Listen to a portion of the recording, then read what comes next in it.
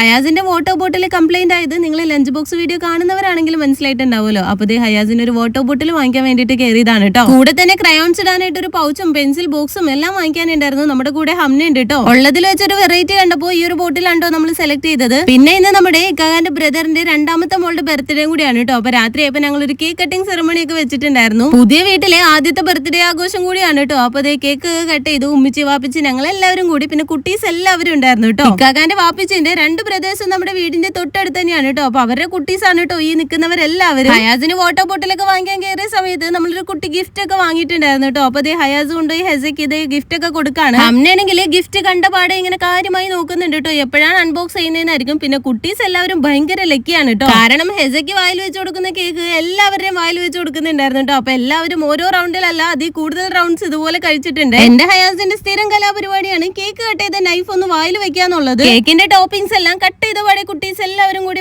വായിൽ വെച്ചിട്ടുണ്ടായിരുന്നു കേട്ടോ. അങ്ങനെ കട്ട് ചെയ്ത കേക്ക് എല്ലാവരും മാറി മാറി വായിലൊക്കെ വെച്ച് കൊടുത്തു. പിന്നെ ഉള്ളത് നമ്മുടെ ഗിഫ്റ്റ് അൺബോക്സിംഗ് പരിപാടിയാണല്ലോ. അപ്പൊ അത് അൺബോക്സ് ചെയ്യാണ്. ഹയാസ് ആണ് കേട്ടോ മുൻപന്തിയിൽ നിൽക്കുന്നത്. നമ്മൾ വാങ്ങിയത് ഒരു ഇന്റലിജൻസ് ബുക്ക് ആണ് കേട്ടോ. 3 to 4 ഏജിലൊക്കെ വരുന്ന കുട്ടികൾക്ക് യൂസ്ഫുൾ ആയ ഒരു സംഭവമാണ്. ഇത് ബാറ്ററിയിലാണ് വർക്ക് ചെയ്യുന്നത്. ഈ പെൻ വെച്ചിട്ട് ഇങ്ങനെ ടച്ച് ചെയ്യുമ്പോൾ അതിന്റെ ഒരു സൗണ്ടും വരും കേട്ടോ പുറത്തേക്ക്. കേക്കും കഴിച്ച് ബർത്ത്ഡേ ആഘോഷം ഇവിടെ കഴിയാണ്. നമുക്കപ്പോൾ അടുത്ത വീഡിയോ കാണാം. ബൈ.